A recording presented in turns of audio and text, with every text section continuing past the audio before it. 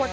สวัสดีนะครับวันนี้เราจะมาสอนสร้างอาหารในเกมแท็บนะครับขั้นแรกกดเข้าไปในคอนเทนต์นี่เลยขั้นที่สองกดสร้างกดตรงนี้ขั้นที่สามแล้วก็สามารถใส่อาวุธอะไรก็ได้ส่วนของผมจะใส่ปืนคาบศิลาไม่ใช่เรียกแบบอย่างติดอันใส่ปืนคาบศิลา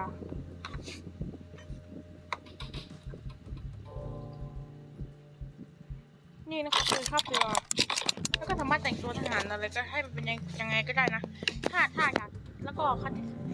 ถ้าจะกดถ้าจะบางทียังไงก็คือทำแบบนี้แล้วก็ทำแบบนี้เลย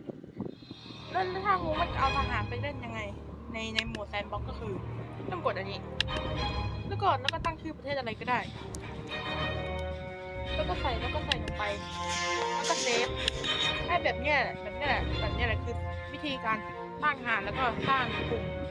เอาไปเล่นในโหมดแซนด์บ็อกซ์แค่นี้แหละครับ